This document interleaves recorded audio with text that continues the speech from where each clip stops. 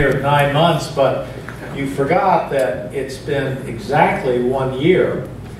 Beginning of May, when I came for the always desultory interview process. And in the case of DU, I think I had 2 days here, and you made me go through 26 interviews. And the issue, all the tortures.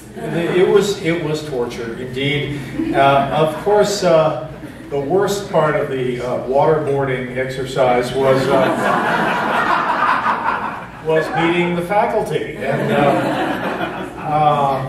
Sam, I don't know if you remember, but everyone was trying to be on very good behavior, except for you. I remember we got around to the question, and you said, "How can somebody who's been dealing with the North Koreans all the time ever want to come here to Denver?" That's exactly right. And I said, "Well, you've never met any North Koreans. I mean, that would be quite obvious why." But truly, it has been such a pleasure to come here. I know my wife Julie feels very much the same that I do. That this is really a very special place. I mean, these mountains are something that we get used to, but I tell you, it's taken me months to get used to such a beautiful sight. I used to live in Washington, and when you would look west from Washington, you would not see Mount Evans, you would see Roslyn, Virginia. It's quite a different sight. But Sam, I want to congratulate you on this meeting, this conference. It is true that the longer you've had this conference, the worse U.S.-Chinese relations have become.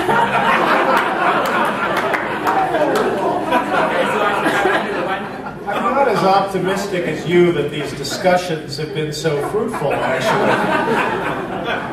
But nonetheless, I think there's an expression in diplomacy, and it's basically keep talking. And I think patience is a virtue. I used to tell my Chinese counterpart, Vice Minister Wu Dawei, as he would always advise more patience, and I would say, "I tell you what, I will show more patience if you will show less patience."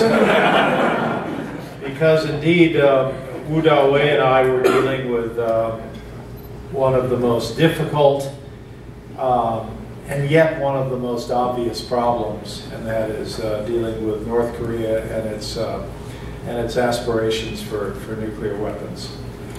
It was my contention that if we could all meet in the 6 parties, that is the U.S., together with Japan, with the ROK, with Russia, and with the chairmanship under the Chinese, that surely these enormous countries, these countries that probably comprise a substantial percentage of the GDP, of the world GDP, surely can solve this problem.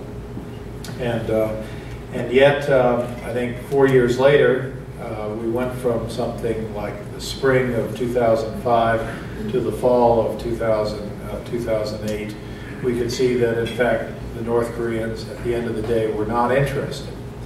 Now, this doesn't mean that the talks were a failure, because I think much of what we accomplished in the talks did not have to do with North Korea, but had to do with some other things. First of all, the U.S. relationship with the Republic of Korea had been allowed to go very sour. We had people in Washington who would rather merrily talk of war with North Korea. And that's all fine when you're living in Washington. It's not so fine when you're living 26 miles from the DMZ. And so, needless to say, it didn't go over too well with a lot of South Koreans that you would have this kind of loose talk. Moreover, there was a conviction in Washington early in 2002, 2003, that somehow you can't talk to them, and therefore we won't talk to them. And I think the consequence was, incredibly enough, that if you looked at polling data in South Korea, the South Korean public held the U.S. and the North Koreans equally responsible for the crisis. Now, anytime you have turned the North Koreans into victims, you're clearly doing something wrong. And that's exactly what the U.S. had done. Moreover, I think we had created a situation where we had trouble talking to the Chinese about mutual interests in regions, in this case in a region very close to China.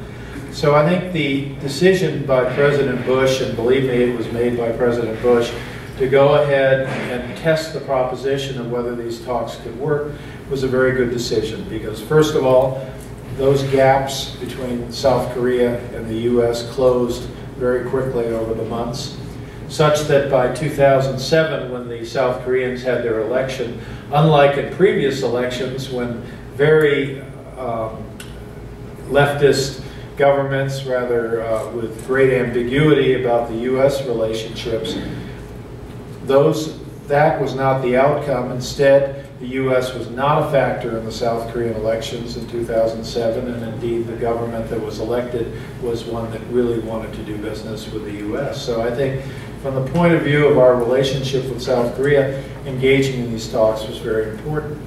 Secondly, I think we really showed what could be done if the U.S. and China worked together, and I think that was a very important factor as we tried to sit down, as the Chinese got a better idea of what we were seeking, and I think some of us had a better idea of the complexity of the Chinese position toward the North Koreans.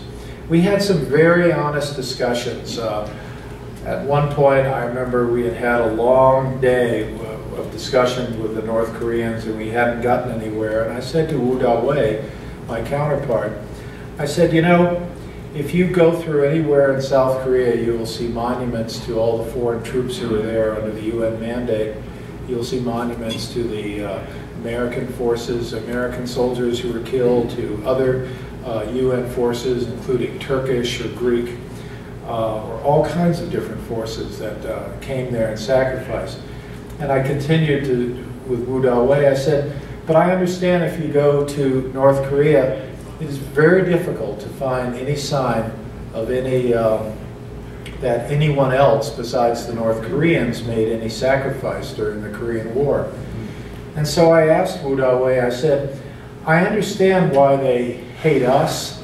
Maybe I understand why they hate the Japanese. But Mr. Vice Minister Wu Da-wei, I'd like to know, why do the North Koreans hate you?